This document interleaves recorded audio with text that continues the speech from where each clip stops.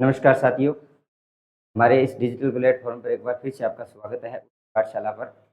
और सामान्य विज्ञान प्रश्न पत्र फर्स्ट के लिए व्याख्याता के लिए तो हमने शुरू कर रखा है। इसमें आज हमारा जो भाग 2 नंबर हम पढ़ने जा रहे हैं। 1 नंबर भाग में हमने चर्चा की थी कार्बन क्या है, कार्बन की प्रकृति में उपलब्धता कितनी है, कार्बन की प्रमुख विशेषताएं पढ़ ली थी। आज हम पढ़ने जा रहे हैं कार्बन के अपरूप। हमने कल चर्चा कर ली थी कि कार्बन के अपरूप कितने होते हैं। उसके बाद हम ये भी देखा था कि कार्बन के मुख्य 2 अपरूप होते हैं। अपरूप होता है, एक अक्रिस्टलीय अपरूप। चलिए स्टार्ट करते हैं आज की क्लास, कार्बन एवं उनके यौगिक। और आज हम पढ़ने जा रहे हैं उनका पहला जो पार्ट हम पढ़ने जा रहे हैं वो पढ़ने जा रहे हैं क्रिस्टलीय अपरूप का। इसका पढ़ने जा रहे हैं क्रिस्टलीय अपरूप के बारे में पढ़ने जा रहे हैं। देखिए क्रिस्टलीय अपरूप में हमने मुख्यतः 3 पढ़े थे। 3 आते हैं, आपका हीरा आता है, आपका ग्रेफाइट आता है और आपके फ्लोरीन आता है। हीरा, ग्रेफाइट और फ्लोरीन, ये तीनों आते हैं, ठीक है ना। ये तीनों इसके अंदर सम्मिलित होते हैं। कौन कौन से सम्मिलित होते हैं? आपकी क्रिस्टलीय अपरूप की यदि बात करें तो क्रिस्टलीय अपरूप में आपका हीरा सम्मिलित होता है, ठीक है। साथ ही आपके ग्रेफाइट सम्मिलित होता है, साथ ही आपके फ्लोरीन सम्मिलित होता है। हीरा देखिए, हीरे के सबसे पहले हम देखते हैं गुण पदार्थ। देखिए सबसे कठोर पदार्थ, यदि बात करें प्रकृति में सबसे कठोर पदार्थ यदि कोई है वो आपका क्या है? सबसे कठोर पदार्थ वो आपका होता है हीरा। प्रकृति के अंदर सबसे इसकी उपलब्धता की यदि बात करें ये सबसे कठोर पदार्थ होता है। यदि इसकी संरचना की बात करें, इसकी संरचना क्या होती है? समचतुष्फलकीय।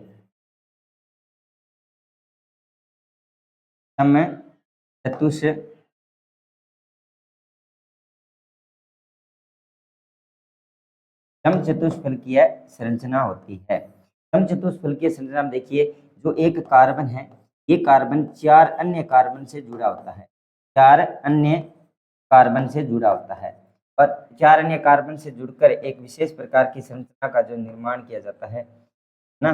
इस प्रकार से हीरा है, उसकी संरचना जब बनती है ना, इस प्रकार से एक चतुष्फलकीय संरचना का ये क्या करता है? निर्माण करता है।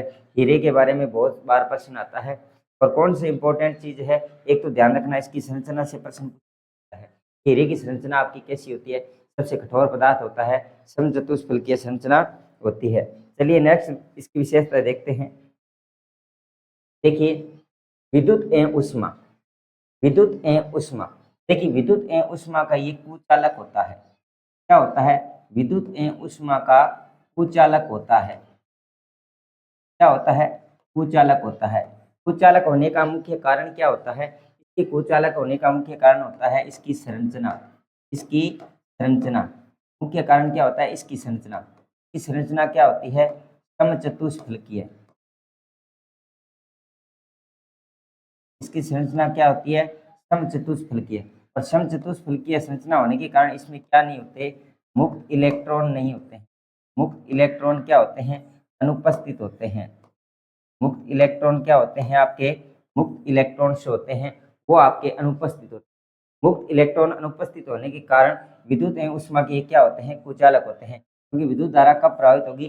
जब इसके पास आयन उपस्थित हो, इलेक्ट्रॉन्स उपस्थित हो। इलेक्ट्रॉन की अनुपस्थिति के कारण इसमें विद्युत धारा प्रभावित नहीं होती। अगर हम इसकी बात करें तो इसके अंदर इसकी, ठीक है, अगर बात करें शुद्ध हीरा, जो आपका शुद्ध हीरा होता है ये ध्यान करना रंगहीन, यानी इसका स्वयं का कोई वैसे रंग नहीं होता, रंगहीन एवं पारदर्शी होता है। रंगहीन एवं पारदर्शी होता है। शुद्ध हीरा है वो आपका रंगहीन एवं पारदर्शी होता है। रंगहीन पारदर्शी का मतलब होता है, पारदर्शी का मतलब होता है जिसके आर पार देख सके। आर पार क्या है? जिसके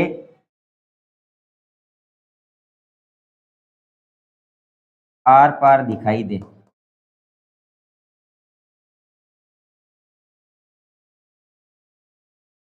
क्या होता है कि हीरा इतना चमकीला होता है, इसको किसी वस्तु को दूसरी साइड में रखी हुई कोई भी वस्तु है उस वस्तु को हम आसानी से देख सकते हैं। तो शुद्ध हीरा होता है वो आपका रंगहीन पारदर्शी होता है, और काले रंग का जो हीरा होता है, देखिए जो काले रंग का आपका जो हीरा होता है उसको हम बोर्ट बोलते हैं। क्या कहते हैं? बोर्ट कहते हैं। इसको हम बोर्ट कहते हैं। काले रंग का जो हीरा होता है उसको हम बोर्ट कहते हैं। दूसरा इसी का नाम होता है कार्बोनेडो। इसी का दूसरा नाम होता है कार्बोनेडो। क्या कहते हैं? कार्बोनेडो। जो काले रंग का हीरा होता है ये इम्पोर्टेंट्स होता है। काले रंग का हीरा होता है ये इम्पोर्टेंट्स होता है, और मुख्य काम होता है काटने का। जो मुख्य कार्य होता है, जो किसी चीज को या वस्तु को काटने का जो मुख्य कार्य होता है वो काले हीरे का होता है। और काले हीरे का यह प्रश्न पूछा जा सकता है कि काले हीरे को किस नाम से जाना जाता है। काले हीरे का जो मुख्य नाम उसे बोर्ट भी कहते हैं, इसको कार्बोनेडो भी कहा जाता है। काले हीरे को क्या कहा जाता है? कार्बोनेडो भी कहा जाता है। शुद्ध हीरा आपका रंगहीन पारदर्शी होता है, और काले रंग का जो हीरा आता है उसको हम बोर्ट या कार्बोनेडो कहते हैं, और ये बोर्ट एवं कार्बोनेडो के नाम से इसको पूछा जा सकता है। इसका मुख्य कार्य क्या होता है? यानी किसी भी वस्तु को, जैसे चट्टान हो गई आपकी ना, भारी वस्तुएं चट्टान हो गई, जैसे आपका कांच हो गया, तो इनको अधिकतर काटने में ज्यादातर उपयोगी क्या होता है? आपका काले रंग का जो हीरा आता है वो सर्वाधिक उपयोगी होता है। तो हम मुख्य विशेषताओं के बारे में, इसमें तीनों में डिफरेंस हो जाए। यदि कोई साथी स्क्रीनशॉट लेना चाहता है तो इसका स्क्रीनशॉट ले सकता है। देखिए अब हम बात करते हैं नेक्स्ट की बात करें। देखिए इसकी संरचना की जब हम बात कर रहे हैं, इसकी संरचना की जब हम बात करते हैं, इसके साथ साथ आपको एक ध्यान रखना है, इसका जो संकरण होता है वो sp3 संकरण, इस प्रकार का संकरण होता है sp3। और sp3 संकरण का मतलब है कि इसके अंदर जो कक्षक हैं, इसके अंदर जो कक्षक हैं वो कौन रूप से भाग लेते हैं? एक आपका s कक्षक भाग लेता है, 3 आपके p कक्षक भाग लेते हैं। इस कारण इसका जो संकरण होता है, हाइब्रिडाइजेशन होता है, उसको हम sp3 संकरण कहते हैं। चमक देखिए ये अति चमकीला होता है। क्या होता है? आपका हीरा है वो चमकीला होता है, और इसकी चमक का मुख्य कारण आपसे यदि पूछ ले तो वो होता है आपका पूर्ण आंतरिक परावर्तन।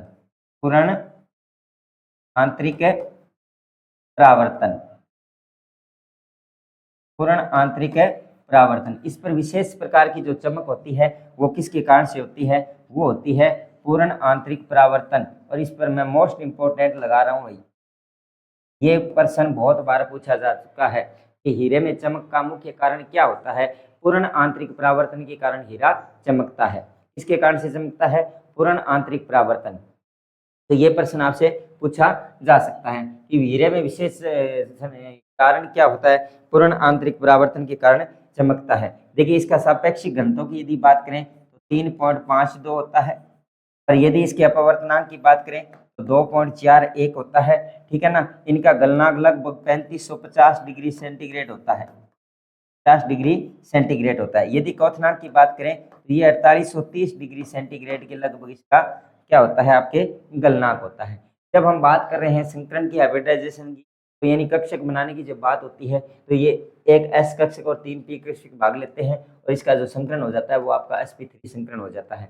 मुख्य जो बात रहती है कि हीरे के चमकीले होने का मुख्य कारण क्या होता है? तो वो आपका पूर्ण आंतरिक परावर्तन के कारण हीरा चमकता है। इसके साथ ही साथ आपका आपेक्षिक घनत्व हो सकता है पूछ लिया जाए, अपवर्तनांक 2.41 होता है। इसका गलनांक पूछते हैं, इसके गलनांक एवं क्वथनांक दोनों क्या होते हैं?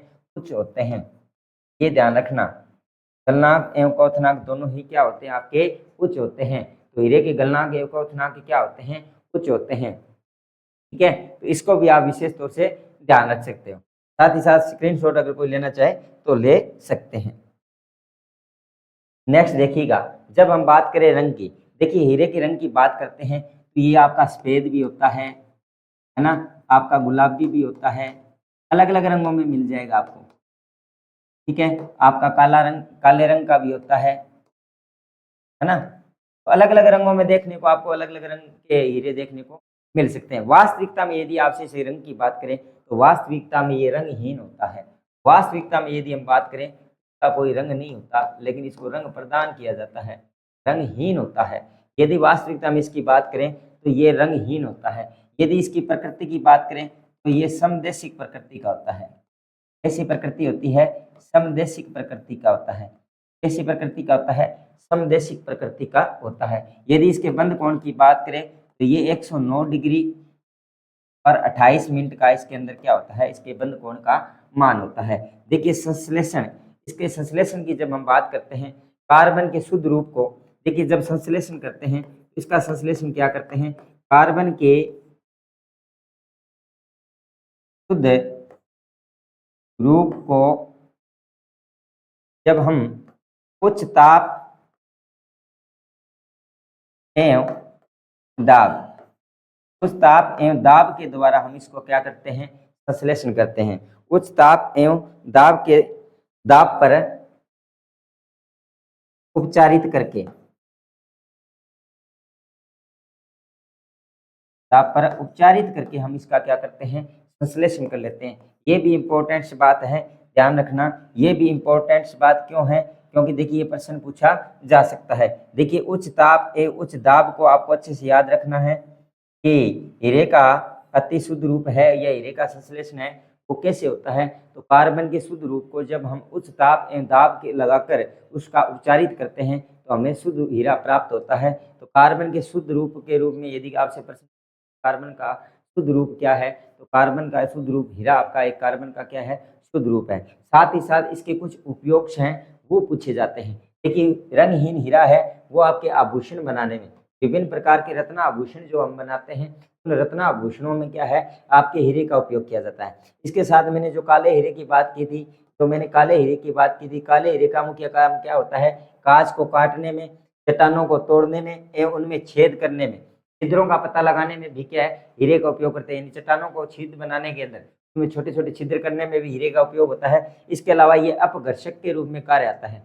घर्षण का भी कार्य करता है, अपघर्षक के रूप में भी इसको कार्य में लेते हैं। साथ ही साथ जो प्रकाश विद्युत लैंप होते हैं उन प्रकाश विद्युत लैंपों के टंगस्टन तंतु जो बनते हैं, उन टंगस्टन तंतुओं को बनाने में, प्रकाश विद्युत लैंप के जो टंगस्टन तंतु होते हैं उनको बनाने में भी किसका उपयोग होता है, आपके हीरे का उपयोग होता है। साथ ही साथ फोनोग्राम की सुइयां, जो छोटी छोटी महीन सुई होती है, पतली बारीक सुइयां होती है जो आसानी से नहीं है, उसको फोनोग्राम की सुइयां कहते हैं।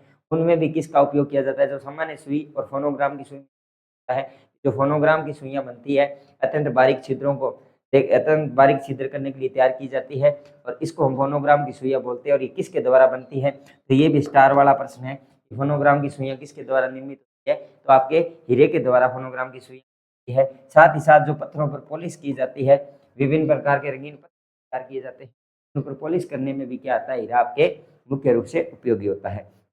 तो मुख्यतः इसके अंदर हमने जो इसके विशेष गुण धर्म पढ़ रहे हैं, ये हीरा ग्रेफाइट और फुलरिन के बीच अंतर को दर्शाता है। कई बार हीरा ग्रेफाइट और फुलरिन को एक चार्ट के रूप में अंतर में देखते हैं, अंतर इसी के साथ हो जाएगा।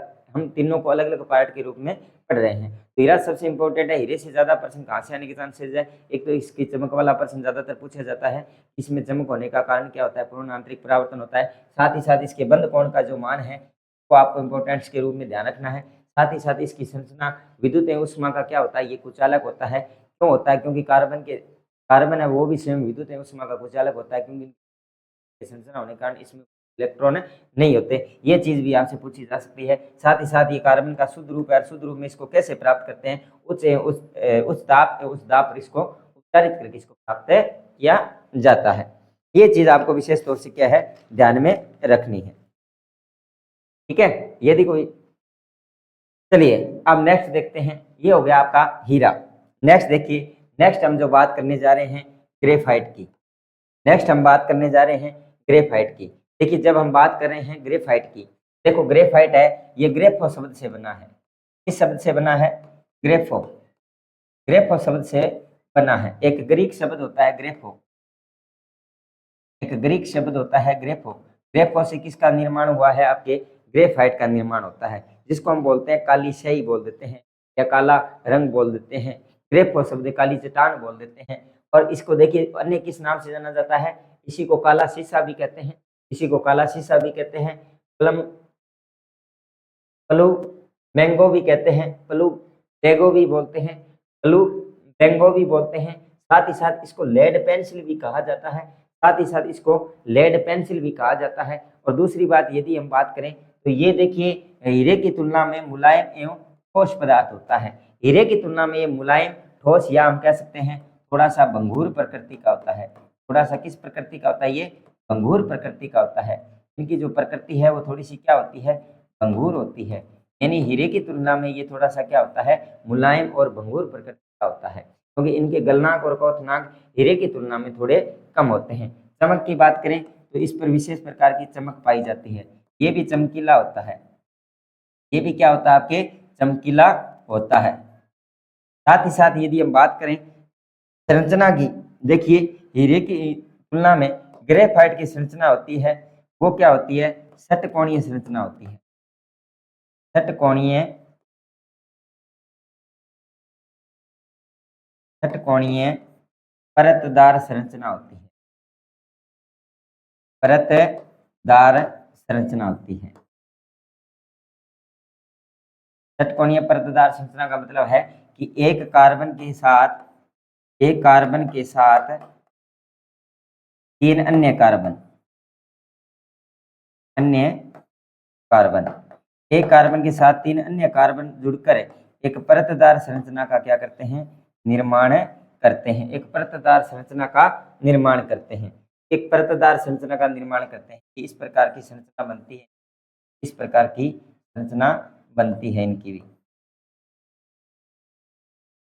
ठीक है, तो यहाँ से जब हम देखोगे तो संरचना के कारण इसमें क्या होते हैं, मुक्त इलेक्ट्रॉन होते हैं, मुक्त इलेक्ट्रॉन उपस्थित होते हैं। क्या होते हैं इसमें, मुक्त इलेक्ट्रॉन उपस्थित होते हैं।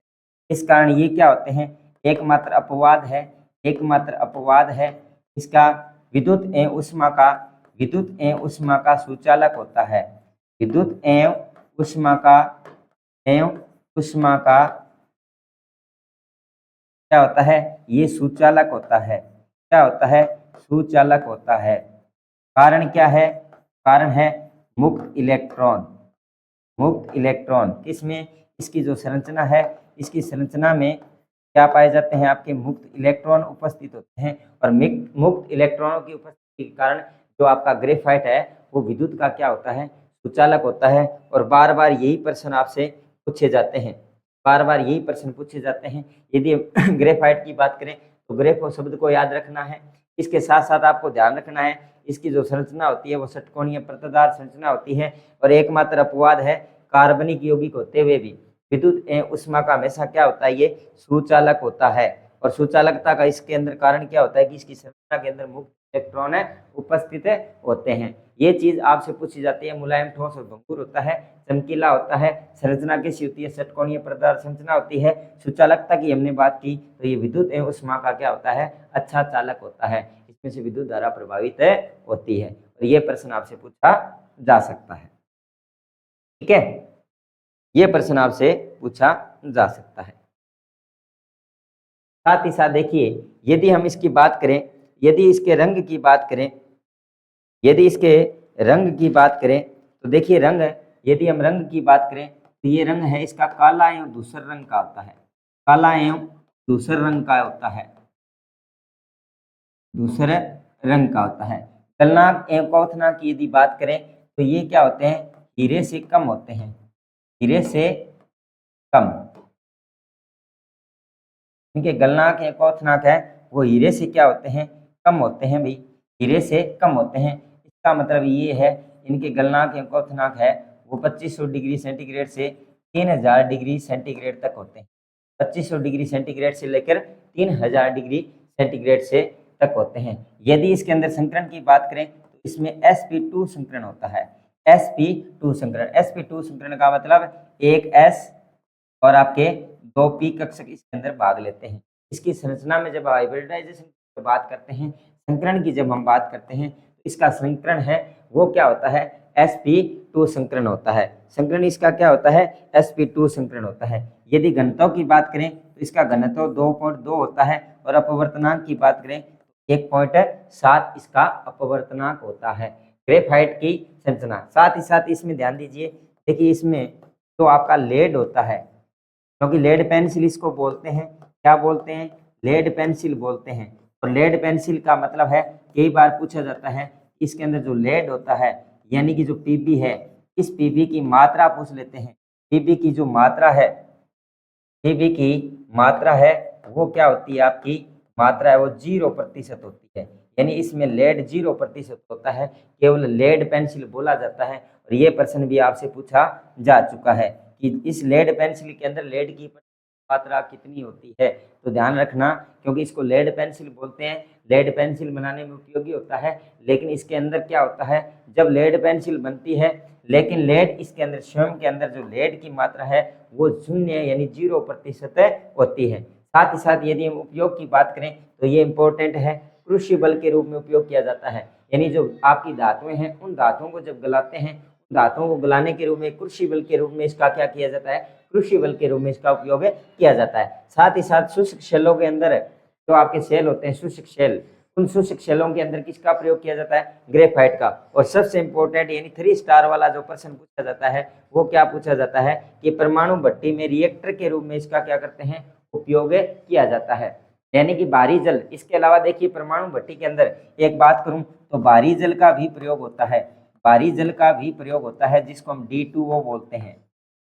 रिएक्टर में के अंदर भारी जल का भी प्रयोग किया जाता है। रिएक्टरों में, परमाणु भट्टी के अंदर जो रिएक्टर बने होते हैं उनके अंदर भारी जल का भी उपयोग होता है। साथ ही साथ किसका उपयोग होता है, आपके ग्रेफाइट का भी उपयोग होता है। और शुष्क स्नेह के रूप में भी किसका उपयोग करते हैं, आपके ग्रेफाइट का हम उपयोग करते हैं। तो इस चीज को विशेष ध्यान रखना, कई बार D2 भारी जल का भी पूछ, परमाणु भट्टियों में रिएक्टर के रूप में किसका उपयोग करते हैं। तो ये हो गया आपके ग्रेफाइट के मुख्य गुणधर्म और इसके कौन से प्रश्न, किस टाइप के प्रश्न बार बार पूछे जा सकते हैं। तो आपको एक तो संकरण ध्यान रखना है, साथ ही साथ आपको लेड पेंसिल वाला ध्यान रखना है, और इसके 2 उपयोग हैं वो ध्यान रखना है। और ये किस शब्द से बना है, ग्रीक भाषा के शब्द ग्रेफोस से बना है, इस चीज को भी आपको मुख्यतः ध्यान में रखना है।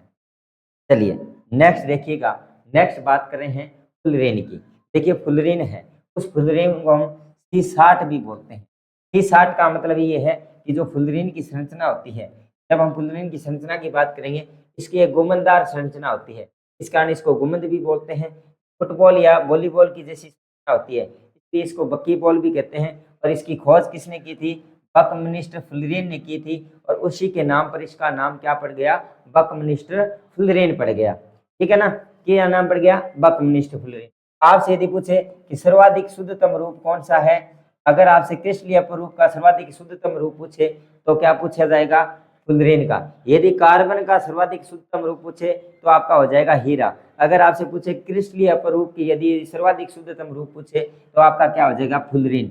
यह भी क्या होता है, काला और दूसरे रंग का होता है। किस रंग का होता है, काले एवं दूसरे रंग का होता है।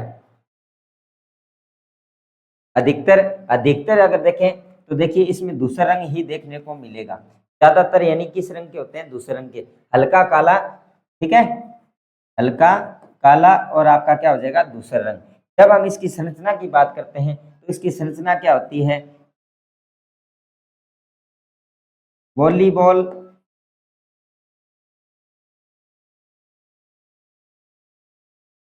वॉलीबॉल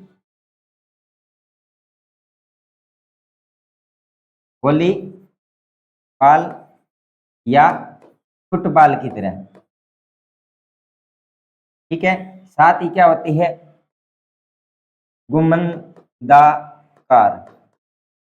गुमंदाकार संरचना होती है। अब इसकी संरचना की जब हम बात करते हैं, इसकी संरचना की जब हम बात करते हैं, ये इंपॉर्टेंट है, यहाँ से प्रश्न पूछा जाता है कि जब संरचना की बात करते हैं, इसकी संरचना में टोटल 32 फलक होते हैं। क्या होते हैं, टोटल 32 फलक होते हैं। क्या होते हैं, टोटल 32 फलक होते हैं। इस 32 फलक में से ध्यान करना 20 और 12 का कॉम्बिनेशन होता है। क्या होता है, 20 और 12 का कॉम्बिनेशन होता है। और जो ये 20 होते हैं ये षटकोणीय होते हैं, षटकोणीय फलक। क्या होते हैं, षटकोणीय फलक होते हैं। और जब हम इसकी बात करें तो 12 है वो पंचकोणीय फलक होते हैं। क्या होते हैं, 12 है वो आपके पंचकोणीय फलक होते हैं। इस चीज को आपको विशेष तौर से ध्यान रखना है। इसकी जब संरचना से अगर कोई प्रश्न आता है तो संरचना से सबसे इंपॉर्टेंट यही संख्या पूछी जाती है, फलकों की संख्या है, जो फलक हैं उन फलकों की संख्या पूछी जाती है। इसकी संरचना में टोटल कितने फलक होते हैं, टोटल आपके 32 फलक होते हैं। यानी कितने फलक होते हैं, टोटल आपके 32 फलक होते हैं। जब हम इसकी बात करते हैं, ना, इस तरह की संरचना बनी होती है। तो पंचकोणीय और षटकोणीय संरचना के रूप में ये क्या होते हैं, उपस्थित होते हैं। तो इसकी जब संरचना की हम बात करते हैं तो इसकी संरचना में यह प्रश्न पूछा जाता है कि टोटल 32 फलक होते हैं और 4 लाइन बना दी जाती है कि फुलरेन के संरचना के लिए कौन सा कथन सही है, तो क्या लिखा जाता है, 20 पंचकोणीय फलक होते हैं, 12 षटकोणीय फलक होते हैं। फिर ये आता है कि 20 चतुष्कोणीय फलक होते हैं, 12 षटकोणीय फलक होते हैं, 15 षटकोणीय फलक होते हैं, 17 पंचकोणीय फलक होते हैं, या 20 षटकोणीय फलक होते हैं और 12 अपने क्या होते हैं, पंचकोणीय फलक होते हैं। इस प्रकार का प्रश्न इसमें से पूछा जाता है। देखिए चालकता की बात करें तो ये अति चालक होते हैं, अति चालकता प्रदर्शित करते हैं। क्या होते हैं, अति चालकता प्रदर्शित करते हैं। देखिए हीरा क्या होता है, कुचालक होता है, फ्लोरीन क्या होता है, सुचालक होता है। लेकिन ये वास्तविकता में कुचालक या फिर क्या होगा ऑप्शन में अति चालक, यदि ऑप्शन में लिखा है तो अति चालकता करना है, यदि अति चालकता ऑप्शन में नहीं है तो इसको किस में रखना है, फिर आपको इसमें कुचालक में रखना है, फिर आपको इसमें इसको किस में रखना है, कुचालक के अंदर इसको रखना है, ठीक है ना, क्योंकि ये हमेशा अति चालकता का क्या करता है, प्रदर्शन करता है, अति चालकता का प्रदर्शन करता है। तो ये हो गया आपका फुलरेन।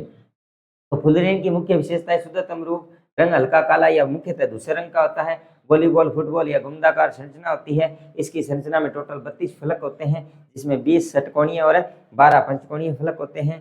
और इसकी चालकता की बात करें तो ये अति चालकता का प्रदर्शन करता है।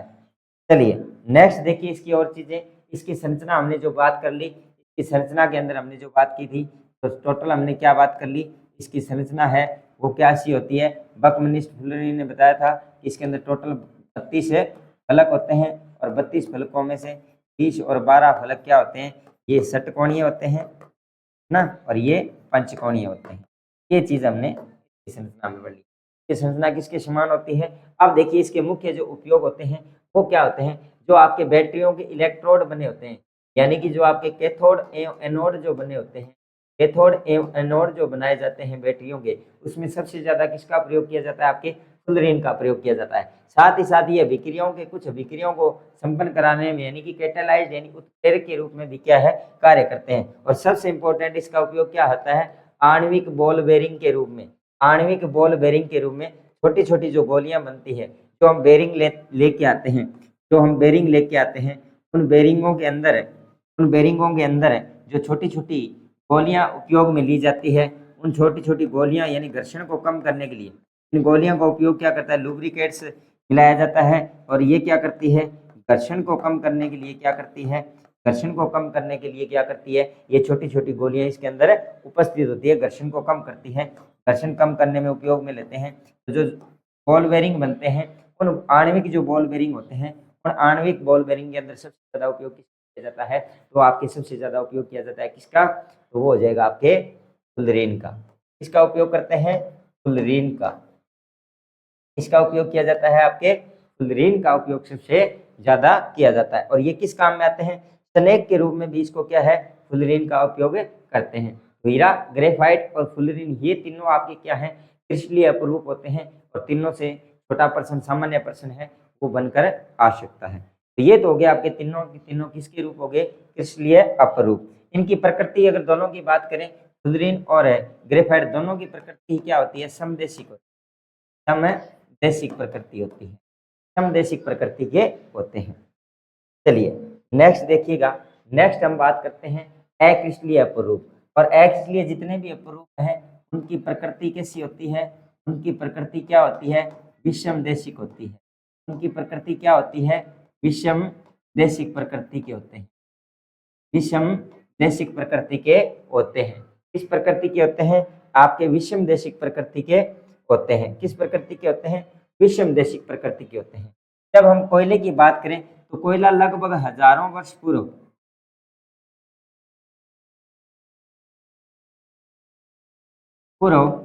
जब कोयले की बात करें तो हजारों वर्ष पूर्व पृथ्वी के अंदर कहते हैं कि उथल पुथल हुई थी। और उथल पुथल क्या हुई थी, उथल पुथल होने से किसका निर्माण हुआ था, कोयले का। और कोयले का निर्माण क्या हुआ था, उच्च ताप एवं उच्च दाब पर कोयले को उपचारित करके प्राप्त किया गया था। उच्च ताप एवं दाब के द्वारा कोयले को उपचारित करके किया गया था। किस रूप में मिलते हैं, चट्टानों के रूप में मिलते हैं। किस रूप में मिलते हैं, ये चट्टानों के रूप में यानी कठोर पदार्थ के रूप में। कोयला है वो किस रूप में मिलता है आपको, कठोर पदार्थ के रूप में उपस्थित होता है, कठोर पदार्थ के रूप में उपस्थित होता है। साथ ही साथ यदि इसकी बात करें कोयले की, तो कोयले के अंदर देखिएगा कोयला है वो आपका काला, है ना, भूरा और सैरंध्र भी होता है, ठीक है ना। इसकी जब हम बात करते हैं कोयले में, आपको सबसे इंपॉर्टेंट इनको ध्यान रखना है। कोयले के मुख्यतः 4 प्रकार का होता है, एंथ्रेसाइट, बिटुमिन, लिग्नाइट और पीट। क्या होता है, ये 4 प्रकार का होता है। कितने प्रकार का, मुख्यतः जो कोयला है वो आपके 4 प्रकार का होता है। 1 नंबर पे आपके आता है एंथ्रासाइट, 2 नंबर पे आपके आता है बिटुमिन, 3 नंबर पे आपके आता है लिग्नाइट और पीट। देखिए लिग्नाइट है, इसकी अच्छी मात्रा राजस्थान में मिलती है ना। सबसे उच्च क्वालिटी की बात करें, उच्च क्वालिटी की अगर बात करें, यानी उच्च क्वालिटी का कोयला यदि कोई है तो वो एंथ्रेसाइड है। और इस एक ही प्रश्न बार बार पूछा गया है कि कोयले में सर्वाधिक अच्छी किस्म का, सर्वाधिक उच्च क्वालिटी का यदि कोई कोयला है तो वो कौन सा है, आपका एंथ्रासाइड है, ठीक है ना। राजस्थान में लगभग लिग्नाइट मिलता है, बाकी लगभग मिलते तो सभी हैं, लेकिन सबसे अच्छी मात्रा है वो लिग्नाइट कोयले की मिलती है।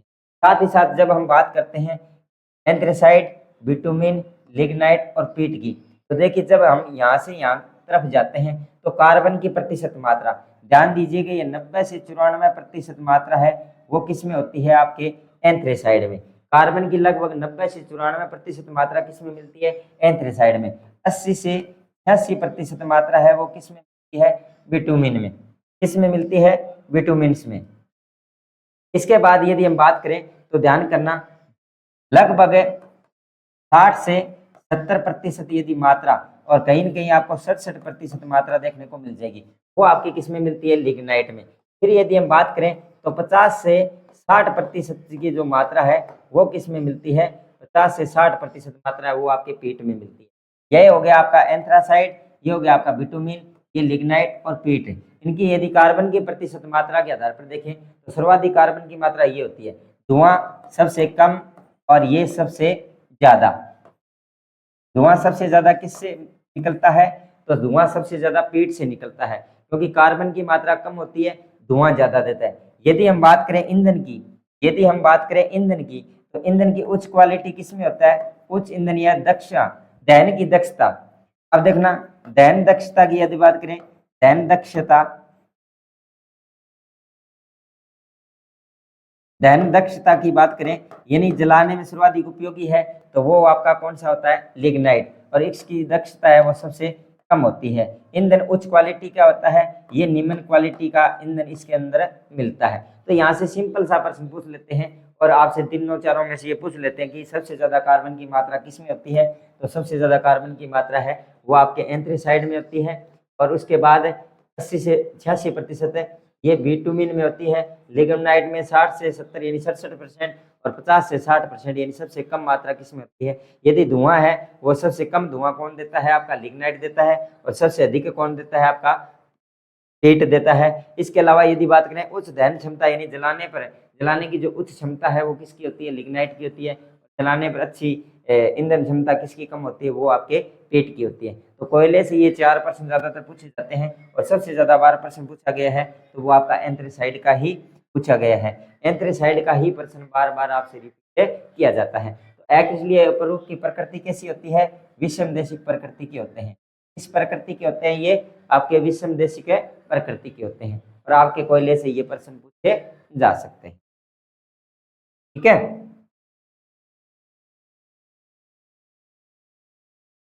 चलिए नेक्स्ट देखिए, कोक।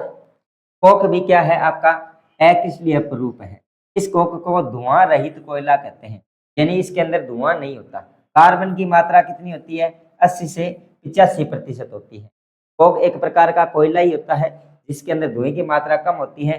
ईंधन एवं इलेक्ट्रोडों के रूप में किसको प्रयोग करते हैं, कोक को ही प्रयोग करते हैं। और कोक का ही एक रूप होता है जिसको हम बोलते हैं कोक तार।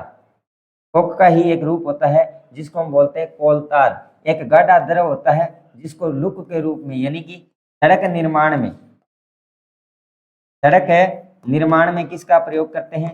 तो पुराने समय में जो सड़कें बनती थी, पुराने समय के अंदर जो सड़कें बनती थी, गाढ़ा लुक, या इसको डामर बोलते हैं। क्या बोला जाता था, डामर बोला जाता था। इस डामर को ही हम क्या बोलते थे, कोल तार बोला जाता था। वर्तमान में ये प्रश्न पूछा जा सकता है, इस डामर की जगह वर्तमान में इस कोल तार की जगह सड़क निर्माण में बिटुमेन का प्रयोग किया जाता है। इसका प्रयोग किया जाता है, बिटुमेन का प्रयोग किया जाता है। इसका प्रयोग करते हैं, बिटुमेन का प्रयोग किया जाता है। तो ये प्रश्न भी आपसे पूछा जा सकता है। ये भी इंपॉर्टेंट प्रश्न है कि वर्तमान में सड़क निर्माण में कोल तार की जगह किसका प्रयोग किया जाता है। एक गाढ़ा द्रव होता था, गाढ़ा द्रव निर्माण करते थे, डामर बोलते थे या लुक के रूप में जाना जाता था, सड़क निर्माण हेतु प्रयोग किया जाता था। तो वो आपका क्या था, आपका कोल तार था। और उस कोल तार का वर्तमान में कोल तार की जगह किसका प्रयोग किया जाता है, वर्तमान में के अंदर कोल तार की जगह आपके बिटुमिन का प्रयोग किया जाता है। ये प्रश्न भी इंपॉर्टेंट है, सिंपल प्रश्न पूछा जा सकता है। कोक और कोल तार दोनों एक जैसे ही होते हैं, ये कोयले की अपरूप है और एक इसलिए अपरूप कहलाते हैं। साथ ही साथ देखिएगा ये होता है चारकोल। इसके अलावा चारकोल है, ये भी इंपॉर्टेंट है। देखिए चारकोल की प्राप्ति, यदि मैं आपसे चारकोल की प्राप्ति की बात करूं तो ये चारकोल की प्राप्ति आपसे पूछी जाती है। एक तो इसको वायु की अनुपस्थिति के अंदर इसका क्या करवाया जाता है, भंजक आशवन करवाया जाता है। एकमात्र ऐसा है इसलिए अपरूप जिसको आशवन विधि से प्राप्त करते हैं। कई बार सीधा प्रश्न आ जाता है कि एकमात्र ऐसा है इसलिए अपरूप जिसको हम आशवन विधि से या भंजक आशवन विधि से प्राप्त करते हैं। तो किसको प्रयोग किया जाता है, चारकोल को। किसका प्रयोग किया जाता है, चारकोल का। और चारकोल है वो मुख्य आपके अवशोषण के रूप में कार्य करते हैं, अवशोषक के रूप में कार्य करते हैं। यानी कि ये क्या करते हैं, किसी चीज का अवशोषण कर लेते हैं, अधिशोषण कर लेते हैं, खींच लेते हैं। चारकोल मुख्यतः 4 प्रकार के होते हैं। कितने प्रकार के होते हैं, चारकोल है वो आपके मुख्यतः 4 प्रकार के होते हैं। ये एकमात्र ऐसा रूप है जो अशुद्ध रूप होता है, इसके शुद्ध रूप में प्राप्त नहीं होता। एक इसलिए अपरूप के अंदर बात करें तो आपका जो चारकोल है वो अशुद्ध रूप होता है। यह मुख्यतः 4 प्रकार का होता है। एक तो आपका काष्ठ चारकोल, एक आपका अस्थि चारकोल, एक आपका चीनी चारकोल, एक आपका रक्त चारकोल। यानी कि काष्ठ लकड़ी से भी चारकोल को निर्मित किया जाता है, अस्थियों से भी चारकोल को बनाया जाता है, चीनी से भी चारकोल को बनाया जाता है और रक्त का अधिशोषण करके भी चारकोल निर्मित किया जाता है। तो आपके चारकोल है वो 4 प्रकार के मुख्यतः हैं। किस प्रकार का होता है, काष्ठ चारकोल होता है, अस्थि चारकोल होता है, चीनी चारकोल होता है और रक्त चारकोल होता है। ये भी इंपॉर्टेंट है, इसके ध्यान दीजिए। मुख्य कार्य क्या होता है, अधिशोषण का कार्य। और सबसे इंपॉर्टेंट है गैसों का क्या करना, अवशोषण। गैसों के अवशोषक के रूप में ये सबसे ज्यादा कार्य करते हैं। अन्य पदार्थों का भी अवशोषण होता है, लेकिन मुख्यतः गैसों के अवशोषक के रूप में यदि हम किसी की बात करें तो गैसों के अवशोषक के रूप में सबसे ज्यादा कौन काम में आता है, तो सबसे ज्यादा आपके काम में आते हैं वो चारकोल काम में आते हैं। तो चारकोल से भी प्रश्न पूछा जाता है। और सबसे ज्यादा इंपॉर्टेंट प्रश्न कौन सा हो गया, ये गैसों का अधिशोषण या अवशोषक के रूप में अवशोषण जो करता है वो क्या होते हैं, आपके चारकोल होते हैं। इसके बाद यदि हम बात करें, 2 चीजें आपके और बच जाती हैं। एक आपका बच जाता है काजल। देखिए एक धुआं ही होता है जिसके अंदर कार्बन की 90% मात्रा होती है। सामान्यतः आंखों के अंदर जो काजल हम प्रयोग में करते हैं, कागज जल का निर्माण हम घरों में भी कर सकते हैं। जैसे तेल का दीपक जलाकर उसके ऊपर कोई पात्र रख देते हैं, कुछ समय तक वो जलता रहता है। और एक कजली, ये कजली, इसको कजली भी बोलते हैं। कजली का मतलब है काला पदार्थ, काला पदार्थ। वो काला पदार्थ या कजली है वो जमा हो जाता है और उसको हम काजल के रूप में बाद में क्या कर लेते हैं, प्रयोग में लेते हैं। ठीक है। दूसरा सबसे इसका इंपॉर्टेंट प्रयोग है जो प्रिंटिंग स्याही होती है, प्रिंटिंग मशीनें आती है, उन प्रिंटिंग मशीनों के अंदर जो स्याही होती है वो काजल के रूप में होती है।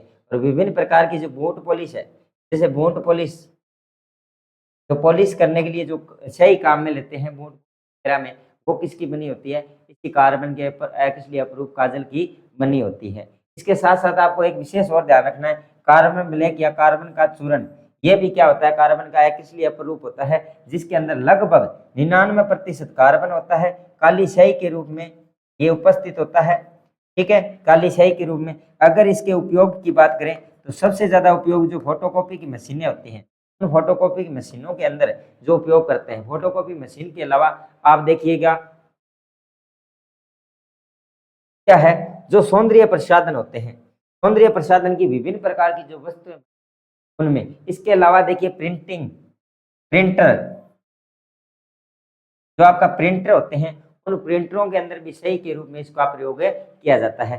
तो कार्बन ब्लैक और चूर्ण का प्रयोग लगभग सबसे ज्यादा, यदि एक इसलिए अपरूप में यदि किसी मात्रा होती है तो वो कार्बन चूर्ण लगभग 99%।